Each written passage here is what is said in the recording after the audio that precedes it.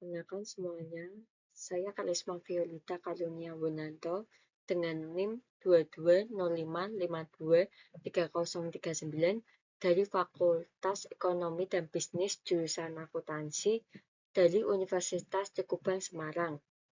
Saya akan mempresentasikan mata pelajaran etika profesi dengan tema prinsip dasar etika akuntan profesional yang dibawakan oleh dosen pengampu Bapak Arif Himbawan Dwi Nugroho. Berikut ini adalah pembahasan materi prinsip dasar etika akuntan profesional. Yang pertama ada prinsip dasar etika, yang kedua ada kategori ancaman kepatuhan prinsip dasar etika, yang ketiga ada mengatasi ancaman. Yang pertama adalah pembahasan dari sebuah prinsip dasar etika. Etika profesi akuntansi, yaitu suatu ilmu yang membahas perilaku perbuatan baik dan buruk manusia sejauh yang dapat dipahami oleh pikiran manusia terhadap pekerjaan yang membutuhkan pelatihan dan penguasaan terhadap suatu pengetahuan khusus sebagai akuntan.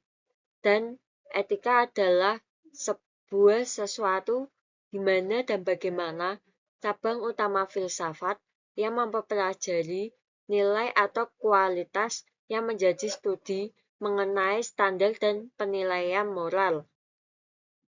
Etika mencakup analisis dan penerapan konsep seperti benar, salah, baik, buruk, dan tanggung jawab. Secara metodologis, tidak setiap hal menilai perbuatan dapat dikatakan sebagai etika. Etika memerlukan sikap kritis, metodis, dan sistematis dalam melakukan refleksi, karena itulah etika merupakan suatu ilmu. Sebagai suatu ilmu, objek dan etika adalah tingkah laku manusia.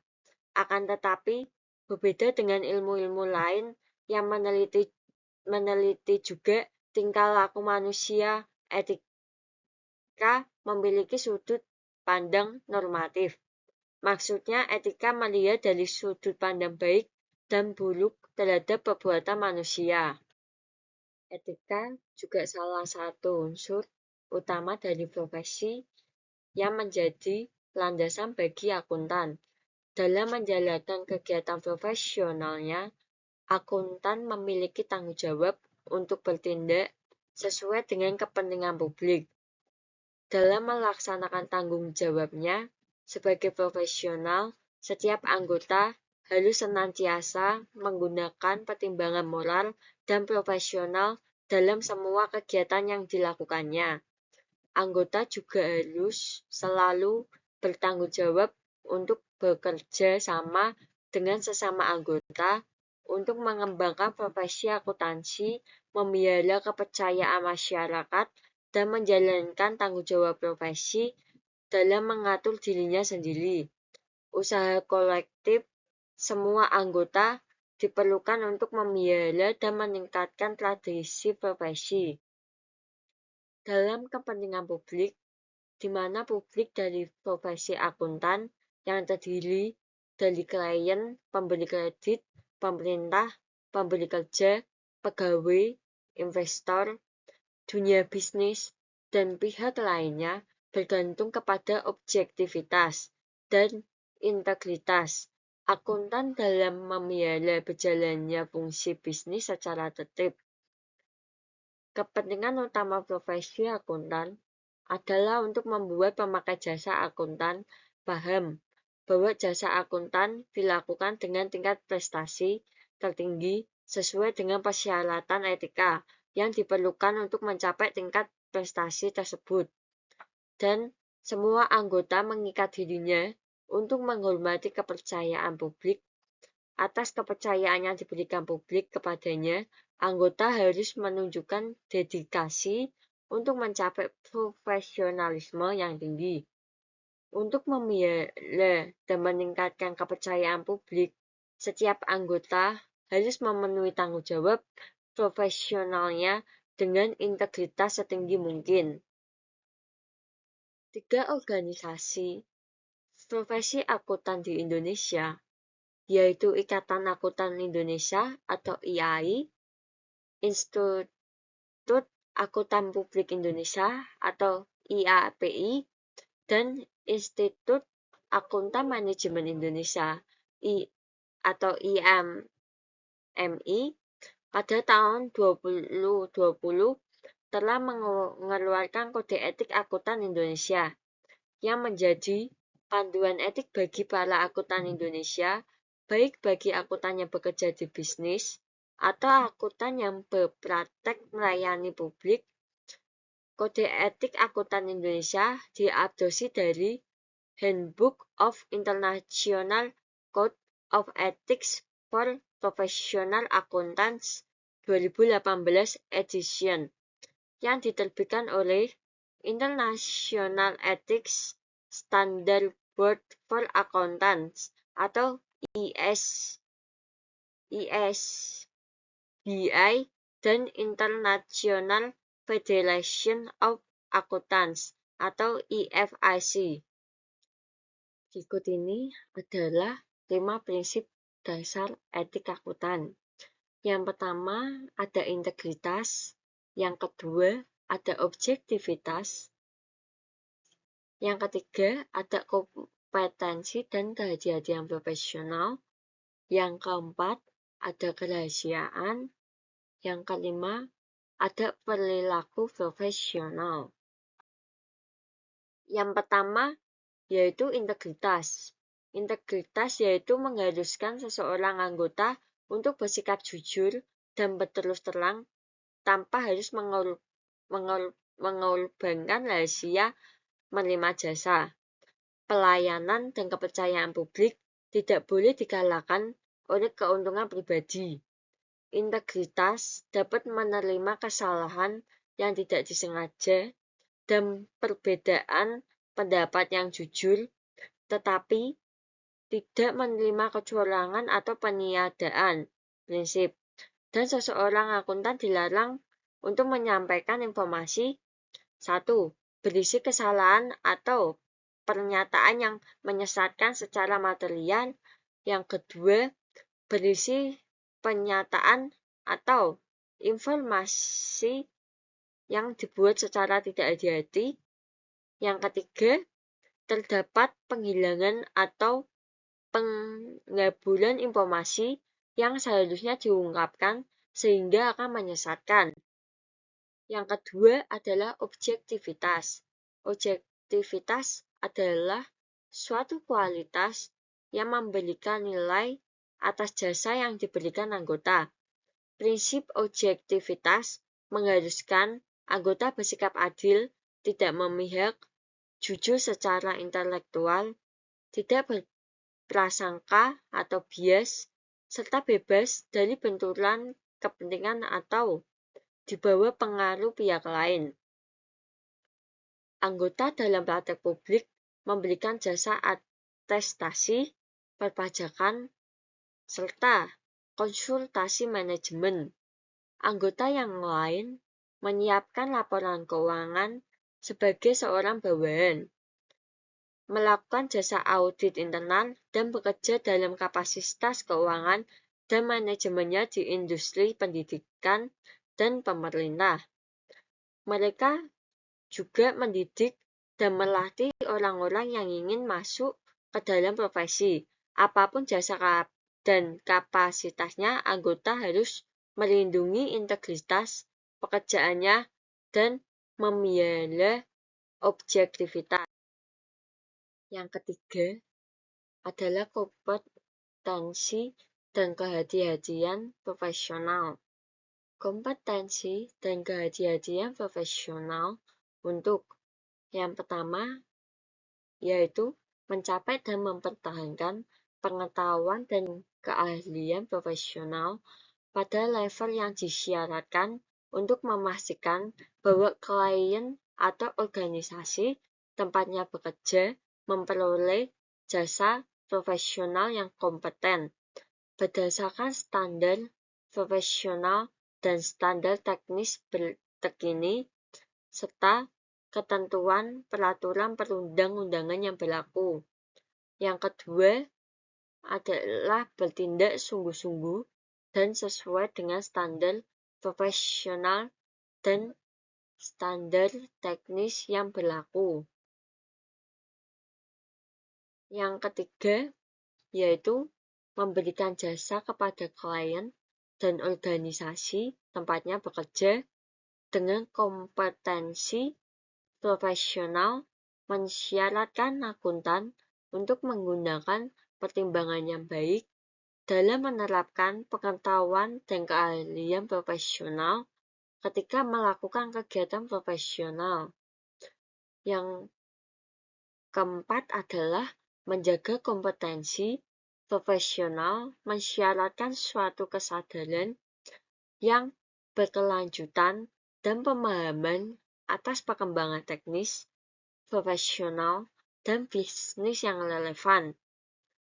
Yang kelima adalah kesungguhan menyakup tanggung jawab untuk bertindak sesuai dengan persyaratan penugasan secara hati-hati, cermat, dan tepat waktu. Yang keempat, ada kerahasiaan. Di dalam kerahasiaan, setiap anggota mempunyai kewajiban untuk menghormati kerahasiaan informasi tentang klien atau pemberi kerja yang diperoleh melalui jasa profesional yang diberikannya. Anggota bisa saja mengungkapkan kerahasiaan bila ada hak atau kewajiban profesional atau hukum yang mengungkapkannya.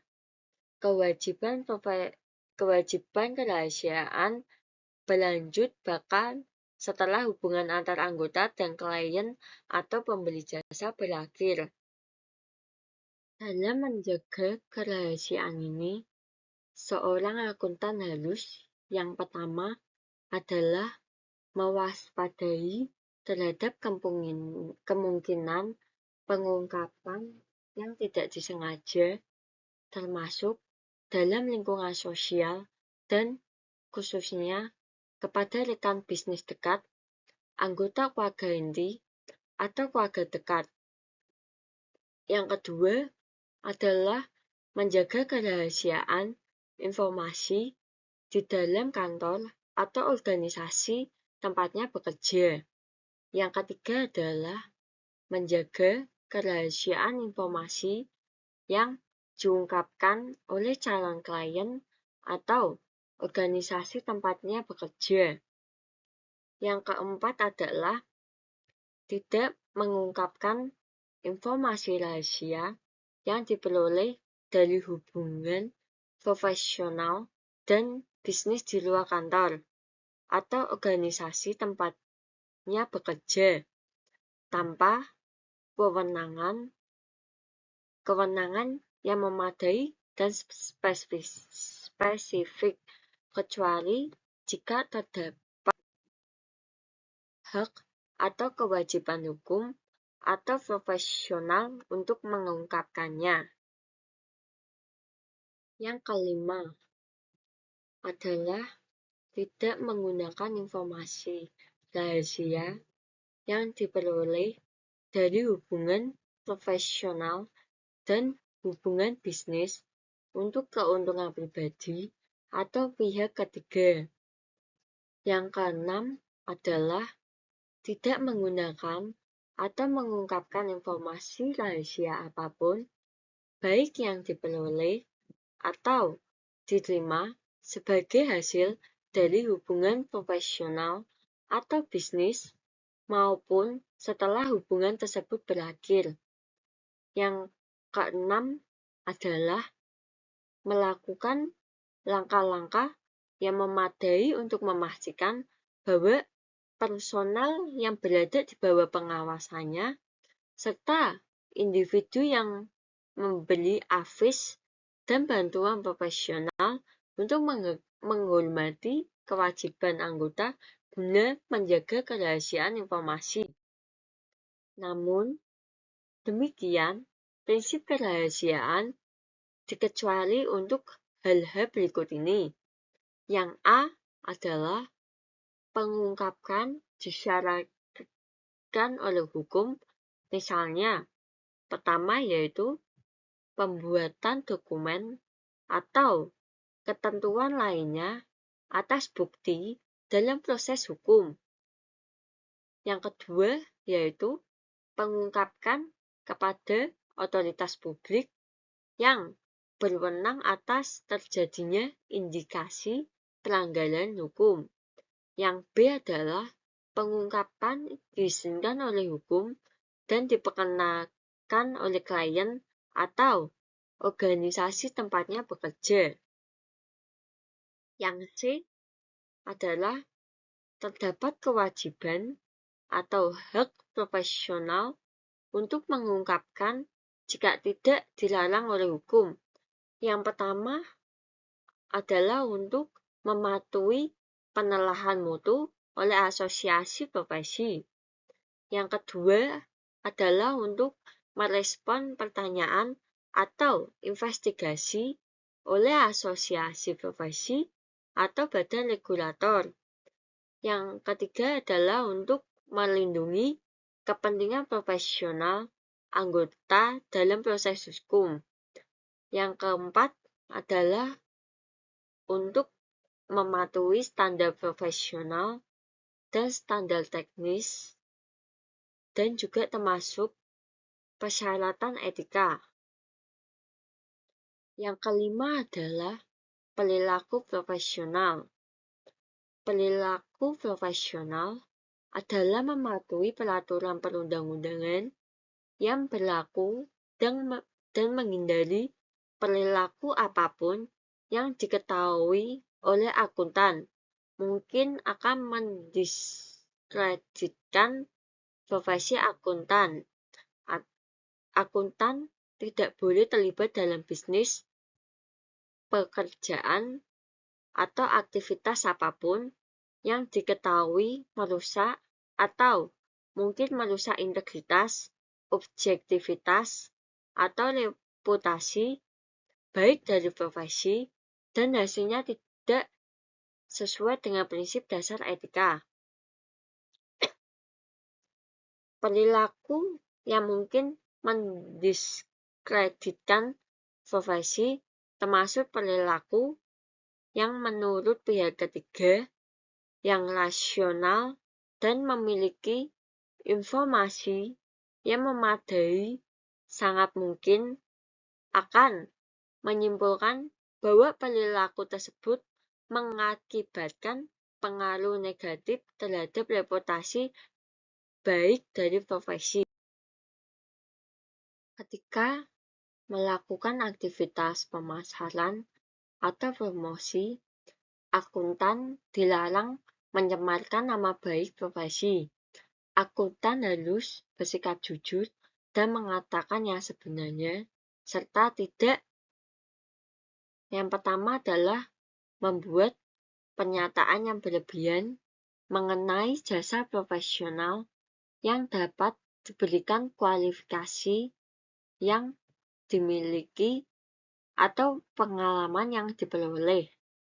Yang kedua yaitu membuat pernyataan yang merendahkan atau melakukan perbandingan yang tidak didukung.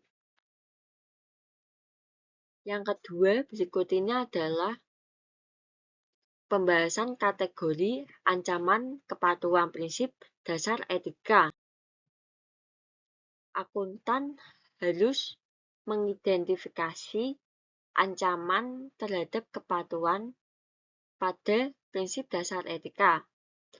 Pemahaman atas fakta dan keadaan termasuk setiap aktivitas profesional serta kepentingan dan hubungan yang dapat mengompromikan kepatuhan terhadap prinsip dasar etika merupakan prasyarat dalam mengidentifikasi ancaman terhadap kepatuhan tersebut Ancaman terhadap kepatuhan pada prinsip dasar etika mungkin dimunculkan oleh berbagai fakta dan keadaan.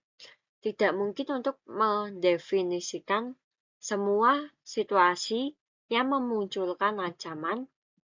Ancaman terhadap kepatuhan pada dasar etika terbagi dalam satu atau lebih dari kategori. Berikut ini adalah kategori ancaman kepatuhan prinsip dasar etika. Yang pertama ada ancaman kepentingan pribadi atau self-interest threat. Yang kedua ada ancaman telah pribadi atau self-review threat. Yang ketiga ada ancaman advokasi atau advocacy threat. Yang keempat ada ancaman kedekatan atau familiarity threat. Yang kelima ada ancaman intimidasi atau intimidation threat. Yang pertama adalah ancaman kepentingan pribadi.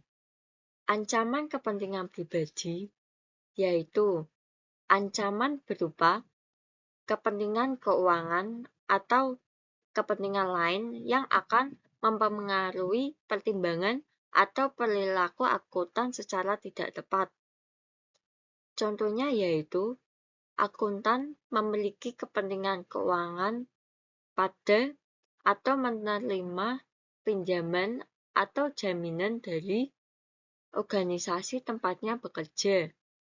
Yang kedua adalah akuntan terlibat dalam pengaturan kompensasi insentif yang ditawarkan oleh organisasi tempatnya bekerja.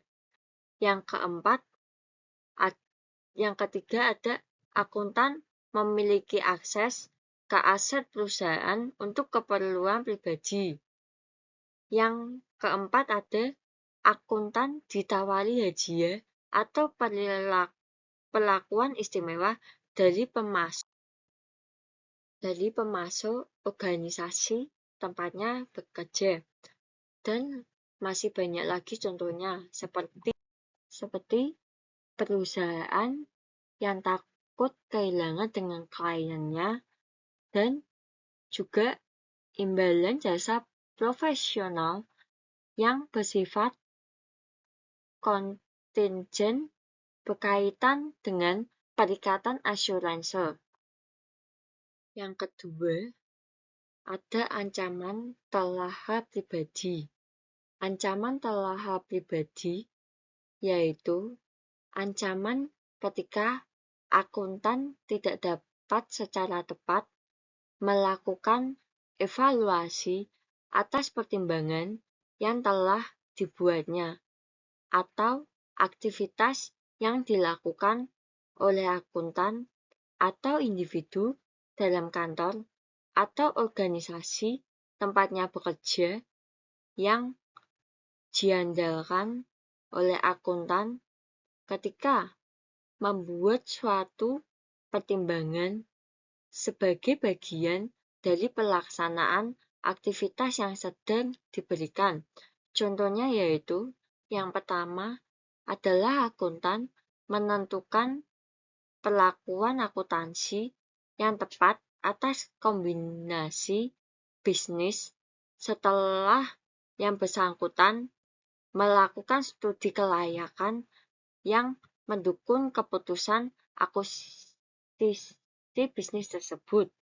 Dan ada berbagai lainnya seperti penemuan kesalahan yang signifikan ketika dilakukan evaluasi kembali dan praktisi mengeluarkan laporan asuransi mengenai efektivitas sistem keuangan klien.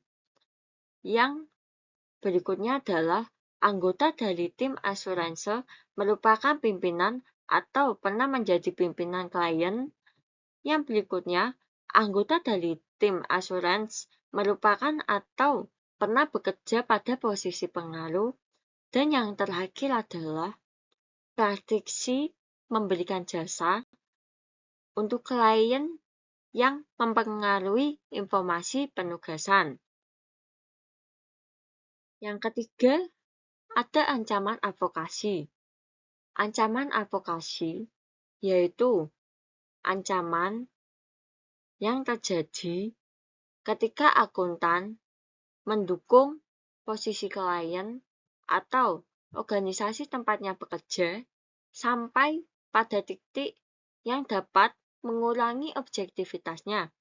Contohnya yaitu akuntan memiliki kesempatan untuk memanipulasi informasi dalam prospektus untuk tujuan memperoleh pembiayaan yang menguntungkan, serta contoh juga mempromosikan saham klien atau bertindak sebagai pengacara yang mewakili klien. Yang keempat adalah ancaman kedekatan. Ancaman kedekatan yaitu ancaman yang terjadi karena hubungan yang lama atau hubungan yang dekat dengan klien atau organisasi tempatnya bekerja, atau terlalu mudah menerima hasil pekerjaan mereka. Contohnya yaitu, yang pertama adalah akuntan bertanggung jawab atas pelaporan keuangan organisasi tempatnya bekerja. Ketika terdapat anggota keluarga inti atau keluarga dekat yang bekerja di organisasi tersebut yang membuat keputusan yang mempengaruhi laporan keuangan. Yang kedua adalah akuntan memiliki hubungan yang lama dengan rekan bisnis yang mempengaruhi keputusan bisnis. Serta ada juga pejabat senior KAP yang memiliki hubungan panjang dengan klien. Lalu, anggota tim perikatan menerima hadiah atau perlakuan istimewa. Juga, eksekutif klien pernah menjadi rekan KAP yang bertanggung jawab. Yang keempat atau yang terakhir adalah anggota tim ditugaskan memiliki keluarga dekat yang berpengaruh terhadap perikatan. Yang kelima ada ancaman intimidasi. Ancaman intimidasi yaitu ancaman yang berkaitan yang terjadi ketika akuntan dihalangi untuk bertindak secara objektif karena tekanan yang nyata atau dirasakan, termasuk upaya mempengaruhi akuntan secara tidak semestinya. Contohnya yaitu akuntan, anggota keluarga inti, atau keluarga dekat menghadapi ancaman, pemecatan, atau penggantian atas ketidaksepakatan tentang penerapan standar akuntansi dan cara informasi keuangan dilaporkan. Yang kedua, seorang individu mencoba memengaruhi proses pengambilan keputusan akuntan, misalnya berkenaan dengan pembelian kontrak atau penerapan standar akuntansi. Dalam suatu keadaan dapat memunculkan lebih dari satu ancaman, dan suatu ancaman dapat memengaruhi kepatuhan pada lebih dari satu prinsip dasar etika. Ketika akuntansi mengidentifikasi ancaman, maka akuntan harus mengevaluasi apakah ancaman tersebut berada pada level yang dapat diterima. Level yang dapat diterima yaitu level ketika pihak ketiga, yang rasional dan memiliki informasi yang memadai, menyimpulkan bahwa akuntan mematuhi prinsip dasar etika. Akuntan juga harus mempertimbangkan faktor kualitatif dan kuantitatif yang relevan dalam mengevaluasi ancaman dan dampak gabungan dari beberapa ancaman. Jika dapat diterapkan, keberadaan kondisi, kebijakan, dan prosedur mungkin juga merupakan faktor yang relevan dalam mengevaluasi level ancaman terhadap kepatuhan pada prinsip dasar etika. Contoh kondisi, kebijakan, dan prosedur terbentuk mencakup yang pertama adalah persyaratan tata kelola korporat, yang kedua persyaratan pendidikan, pelatihan, dan pengalaman bagi profesi, yang ketiga sistem pengaduan yang efektif yang memungkinkan akuntan dan masyarakat umum untuk memberi perhatian pada perilaku tidak etis. Yang keempat adalah suatu pernyataan kewajiban secara eksplisit untuk melaporkan pelanggaran dan persyaratan etika. Yang terakhir adanya prosedur pemantauan dan pendisiplinan oleh asosiasi profesi atau regulator.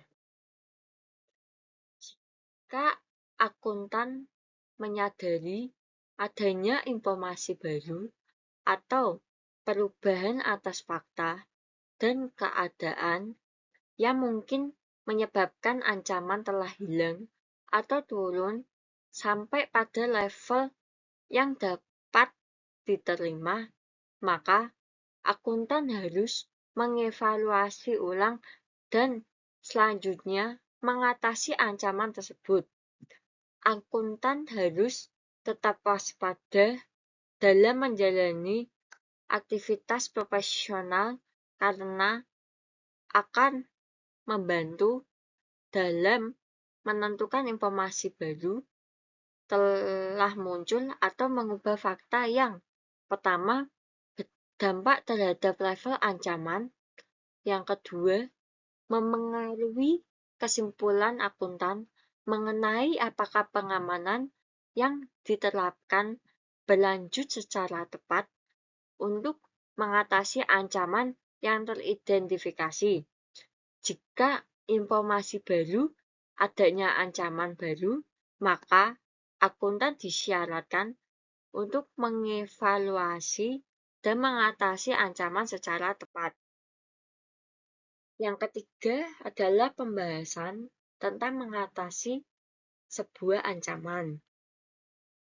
Jika akuntan menentukan bahwa ancaman yang teridentifikasi atas kepatuhan terhadap prinsip dasar etika berada pada level yang tidak dapat diterima, maka akuntan harus mengatasi ancaman tersebut dengan menghilangkannya atau menurunkannya sampai pada level yang dapat diterima.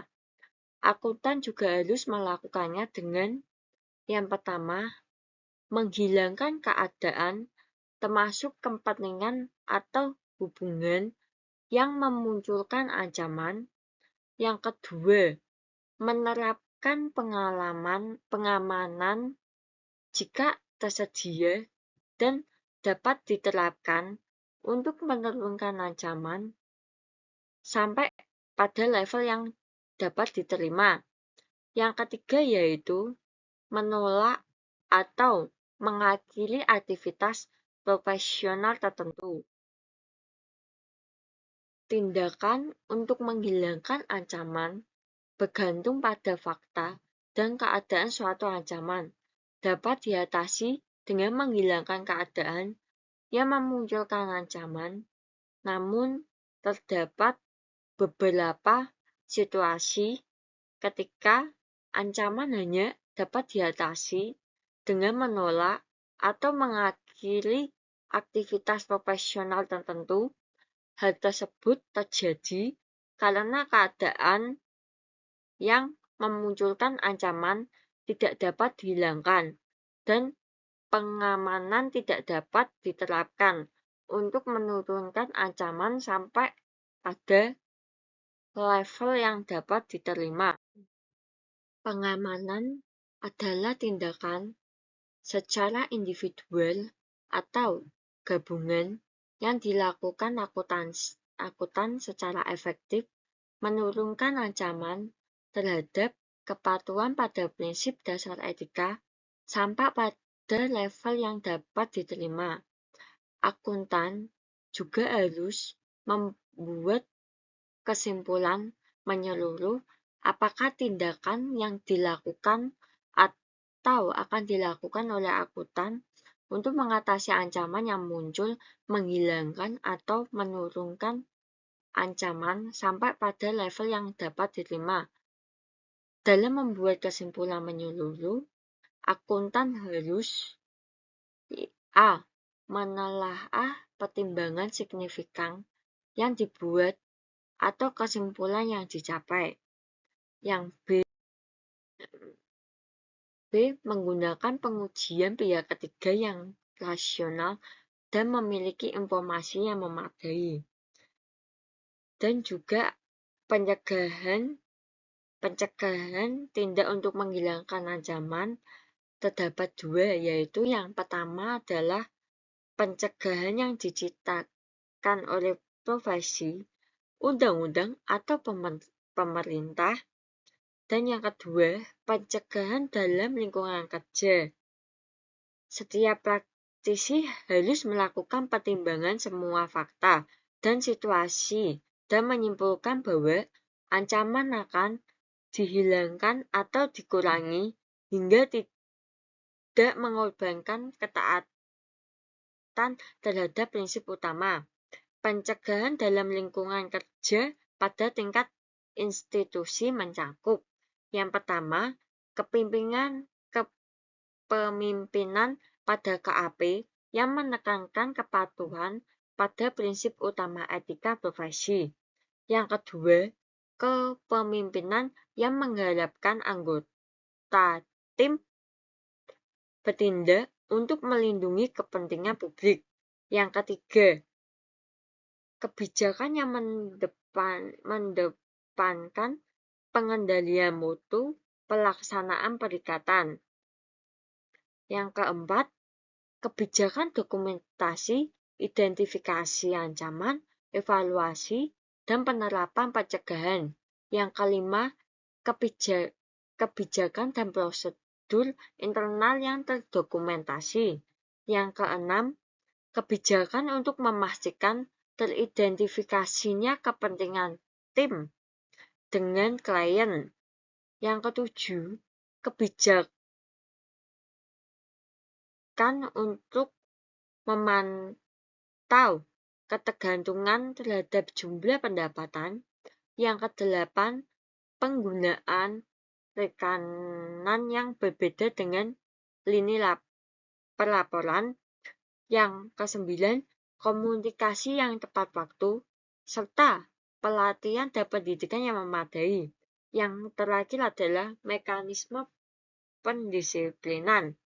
Pencegahan pada tingkat perikatan mencakup yang pertama, melibatkan praktisi lain dalam layanan, selain dan dalam tim asuransi dalam menelaah hasil kerjaan dan memberikan saran yang diperlukan.